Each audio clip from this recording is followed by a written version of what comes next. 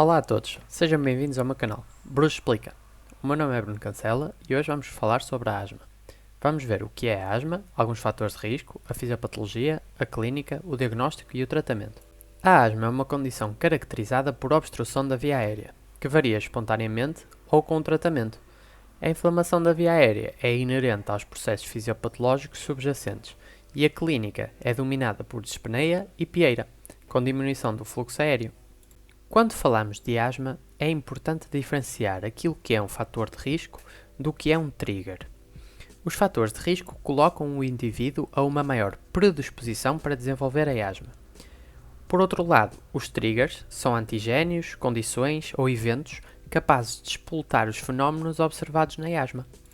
Começando pelos fatores de risco. O fator de risco mais importante é a atopia. A atopia deve-se à produção de um anticorpo IgE contra um antigênio específico. Os indivíduos não atópicos têm um risco muito baixo de desenvolver asma. E por outro lado, frequentemente, os indivíduos asmáticos têm outras doenças atópicas, como a rinite alérgica e o eczema atópico. Pensa-se também que as infecções, ou mais especificamente a quantidade de infecções, pode constituir um fator de risco. A base racional para isto é a teoria da higiene, que dita que poucas infecções na infância preservam o fenótipo TH2, que está mais associado à atopia e à asma, enquanto que a exposição a infecção e toxinas resulta num shift para o fenótipo TH1. Outros fatores de risco são a exposição ocupacional, que deve ser pensada quando os sintomas melhoram nos períodos ausentes do trabalho, como os fins de semana e as férias, e a obesidade, que parece ser mais comum em indivíduos com asma. Quanto aos triggers, o exemplo mais fácil de se compreender é o dos alergénios, que ativam mastócitos que estão recobertos por IgE na sua superfície e que levam à libertação imediata de mediadores broncoconstritores. Alguns exemplos são os pólenes, os fungos, os ácaros e alguns pelos de animais. As infecções víricas, alguns fármacos, o exercício e a poluição também podem constituir triggers importantes. Relativamente à fisiopatologia da asma, a sua base assenta na inflamação crónica da mucosa das vias aéreas inferiores. Na fisiopatologia da asma, o padrão inflamatório que se observa está provavelmente associado à hiperresponsividade da via aérea e à produção de IgE. A hiperresponsividade da via aérea é a anormalidade fisiológica que se observa nos doentes asmáticos em resposta a determinados triggers, que originam uma broncoconstrição excessiva. Várias células terão papéis importantes no desenvolvimento da doença. Os mastócitos iniciam respostas broncoconstritivas agudas quando são ativados por IgE. Os macrófagos e as células dendríticas são células apresentadoras de antigénios, podendo apresentar alergénios a linfócitos T, promovendo a transformação em linfócitos específicos para esse alergénio e a sua diferenciação no fenótipo TH2. Os eosinófilos estão relacionados com a hiperresponsividade da via aérea e caracteristicamente estão infiltrados na mucosa. Os linfócitos T com fenótipo predominante TH2 vão coordenar a resposta inflamatória. Também é provável que as células estruturais, como o epitélio, fibroblastos e as células musculares, tenham um papel na inflamação. Os mediadores inflamatórios são substâncias responsáveis por regular estes processos. Por exemplo, a histamina, as prostaglandinas e os leucotrienos provocam a contração das células musculares lisas, o aumento do líquage microvascular e da secreção de muco e a atração de mais células inflamatórias para o local. Uma nota importante é que o óxido nítrico está relacionado com a inflamação eosinofílica. Vamos ver mais à frente que a sua medição pode ser importante para monitorizar a doença. Estas células e mediadores serão responsáveis pela inflamação crónica, que induzirá vários efeitos na via aérea, resultando nas mudanças características da asma. O epitélio vai ficar lesionado, resultando na sua perda de função de barreira, de enzimas que degradam mediadores inflamatórios e a exposição a nervos sensitivos. A fibrose do tecido conjuntivo resulta numa membrana basal mais espessada, com infiltração eosinofílica. Em estados mais severos, esta fibrose pode ser mais extensa, provocando algum grau de estreitamento irreversível. O músculo também vai apresentar algumas alterações. Vai responder menos a beta-adrenérgicos, que funcionam como broncodilatadores, a excitabilidade das células estará alterada e vão existir processos de hipertrofia. A nível vascular, vai existir líquage microvascular com edema da via aérea. Também existirá uma hiperplasia de glândulas e um aumento das células caliciformes, que vai provocar hipersecreção de muco, que pode levar à formação de tampões que ocluem a via aérea. O controlo neuronal também estará afetado, com vias colinérgicas do sistema nervoso parasimpático ativadas através de nervos sensitivos, provocando um reflexo de broncoconstrição. Este conjunto de mudanças leva à remodelação da via aérea, caracteristicamente encontrada nos doentes asmáticos.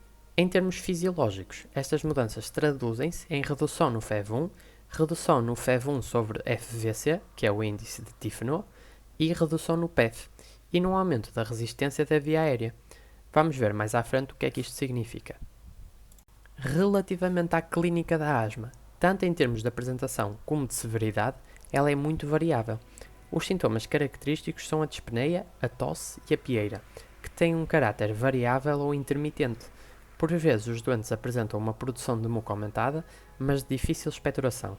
Nas agudizações, os doentes apresentam taquipneia, tiragem e outros sinais de insuficiência respiratória. Ao exame físico, é frequente ouvirem-se roncos e sibilos à auscultação.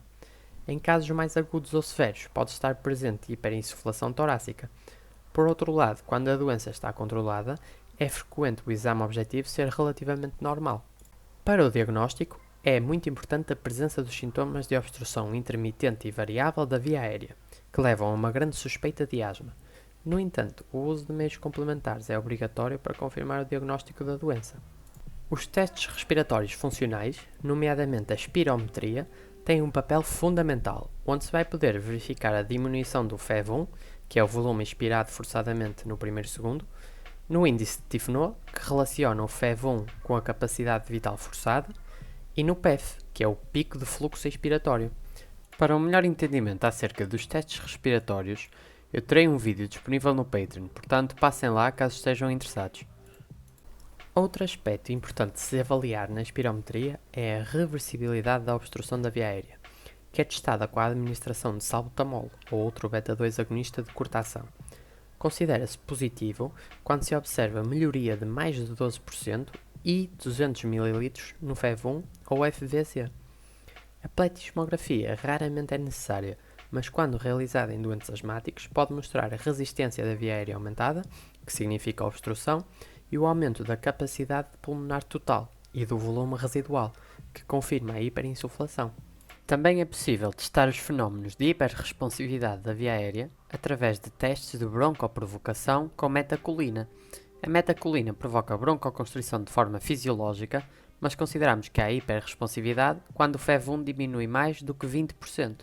Como já tinha dito, a fração exalada de óxido nítrico pode ser usada para monitorizar a inflamação da via aérea e testar a eficácia da terapia. Normalmente, o diagnóstico não é difícil quando se considera o conjunto da clínica com os meios complementares. A obstrução da via aérea por outras causas, como edema ou tumor, pode ser examinada com broncoscopia. Noutras doenças respiratórias, como a DPOC, há menos variabilidade de sintomas. No entanto, 10% dos doentes com DPOC têm características de asma, o que provavelmente reflete a existência simultânea das duas doenças. Passando agora ao tratamento. Os fármacos usados na asma podem ser divididos em fármacos com ação broncodilatadora ou controladora, que têm ação anti-inflamatória.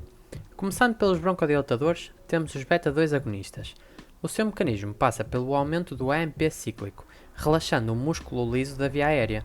Podem ser divididos em SABAs, que são fármacos com ação curta, ou LABAs, que são fármacos com ação longa. Os SABAs são utilizados para alívio sintomático, enquanto que os LABAs podem ser tomados diariamente e ajudam na melhoria do controle da doença. Outros fármacos broncodilatadores são os anticolinérgicos, que inibem o reflexo colinérgico, dilatando a via aérea. Eles são considerados menos eficientes que os beta-2 agonistas. Temos ainda as xantinas.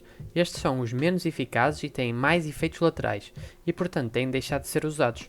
Uma exceção é a minofilina, que pode ser usada por via endovenosa em doentes com exacerbações severas refratárias a SABAs. Passando agora para os fármacos considerados controladores. Os corticosteroides inalados são fármacos muito importantes no tratamento da asma e considerados de primeira linha. São agentes anti-inflamatórios que reduzem a infiltração eosinofílica, o número de linfócitos T ativados e mastócitos, reduzem a AHR, inibem fatores pró-inflamatórios e ativam genes anti-inflamatórios. Também aumentam a expressão de receptores beta-2, tendo um efeito sinérgico com os beta-2 agonistas. Podem ser usados diariamente, melhorando rapidamente os sintomas e a função respiratória, e previnem exacerbações e algumas mudanças irreversíveis da via aérea. Têm efeitos laterais sistémicos mínimos, mas podem provocar disfonia ou candidíase oral. Os corticosteroides sistémicos podem ser usados nas agudizações, sendo mais potentes que os corticoides inalados. No entanto, também têm efeitos sistémicos mais acentuados. Outros fármacos incluem os antileucotrienos, com efeito modesto e mais usados como adjuvantes, e os fármacos biológicos, como o omalizumab, que é um anti-IgE, ou anticorpos anti-IL-5. Estes são fármacos mais caros e que implicam uma seleção criteriosa de doentes. A terapêutica pode ser monitorizada com a medição do FEV1 basal e após o tratamento, e ainda com a medição da fração exalada de óxido nítrico. Para terminar, vamos fazer um esquema para sintetizar o tratamento da asma.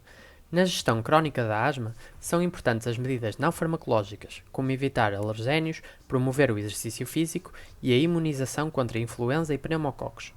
No que toca aos esquemas terapêuticos, o preferencial é uma combinação de corticosteroide inalado mais um LABA e, em SOS, o uso de um SABA. Recomendo que vejam as guidelines da GINA, que é a Iniciativa Global para a Asma, em que eles apresentam a terapia em forma de degraus, conforme a severidade da doença. O controle e o ajuste da dose ao longo do tempo vai depender da necessidade de recurso ao inalador SOS, porque se a pessoa precisa de usar mais vezes, provavelmente precisa de um controle mais apertado da doença. É também muito importante a revisão constante da técnica inalatória do doente, que muitas vezes pode ser uma parte importante do sucesso ou do insucesso terapêutico. Nas exacerbações da asma, o quadro é marcado por uma insuficiência respiratória e, por isso, além dos SABAs, corticoides e eventualmente anticolinérgicos e aminofilina, a oxigenoterapia pode ser muito importante. Pronto, por agora é tudo.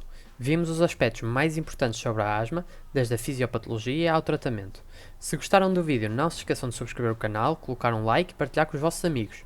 Se ficaram com alguma dúvida ou têm alguma sugestão, deixem nos comentários.